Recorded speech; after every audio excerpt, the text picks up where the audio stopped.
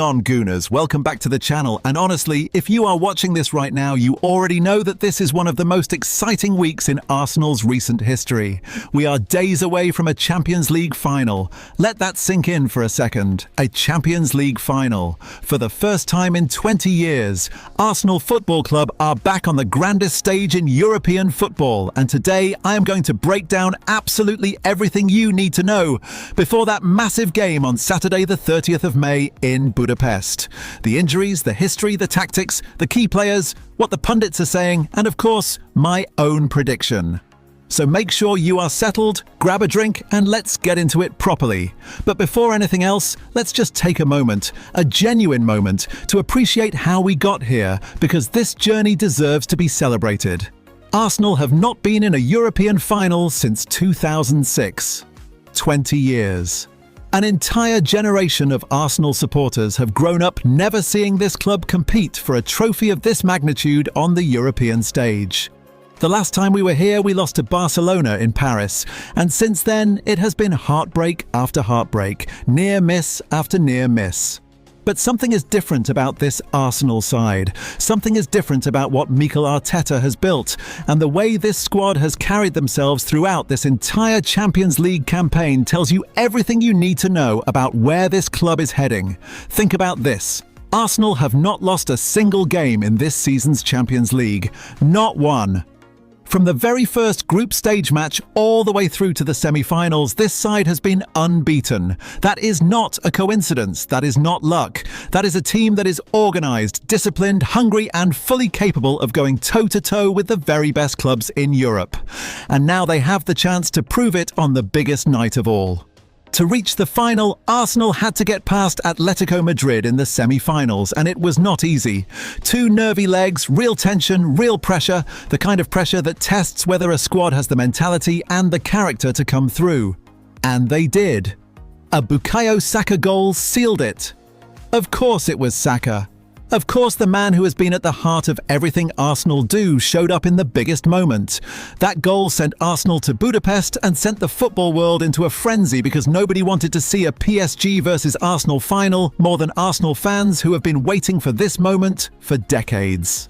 On the other side of the bracket, Paris Saint-Germain reminded everyone exactly why they are the reigning champions. They faced Bayern Munich in what turned out to be one of the ties of the tournament, an absolutely pulsating contest that finished 6-5 on aggregate. 6 goals for PSG, 5 for Bayern over 2 legs, and Luis Enrique's side came through to reach their third Champions League final since the 2019-20 season and their second consecutive final. Last season they were in Munich against Inter Milan and they were absolutely ruthless. 5-0, no contest, a dominant performance that announced PSG as the dominant force in European football. They want to do it back to back, and if they manage that, they will have firmly established themselves as a dynasty. And here is the part that Arsenal fans will already know, because it is burned into the memory. This is a rematch. Last season in the semi-finals, PSG knocked Arsenal out. They beat us 1-0 at the Emirates. They came back to Paris and despite a spirited Arsenal fight back, they won 2-1 on home soil to progress 3-1 on aggregate. That hurt. That really hurt. And you better believe that Arteta and every single player in that Arsenal dressing room has been thinking about this rematch ever since the draw was made. This is not just a Champions League final. For Arsenal, there is an element of revenge, there is unfinished business, and that is a dangerous mindset to have going into a game of this magnitude. Now, before we get into the tactical side of things and what could decide this final, we have to talk about the injury situation, because it is absolutely central to how this game is going to be set up and who is going to be available. And there is a lot to get through on both sides. Starting with Arsenal and the most significant blow first, Ben White is out of the final, ruled out completely with a serious knee injury. Now let's just acknowledge how significant that is, because Ben White had been outstanding in the absence of Jurriën Timber. He was the man in form at right back, he was considered a certain starter in Budapest, and now Arteta has to find another solution. That is a real problem, not just because of the quality White brings, but because right back becomes a genuine question mark going into the biggest game of the season. And speaking of Timber, he has not played since March after being forced off with an ankle injury in the game against Everton. over 2 months on the sidelines. There is some hope that he might be involved in Budapest, and Arteta has not ruled him out, but the expectation is that a start is unlikely. 2 months without competitive football and then straight into a Champions League final is a massive ask for any player. So while we might see him involved from the bench if he is declared fit, do not expect him to start.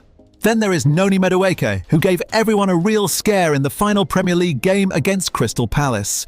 He was forced off with 7 minutes to go, clutching his left hamstring, and he was replaced by Victor Gyökeres. He will be assessed ahead of the final, and the outcome of that assessment could genuinely shape how Arsenal approach their attacking options. Madueke had been in good form, and losing him from the squad entirely would be another blow Arteta could do without.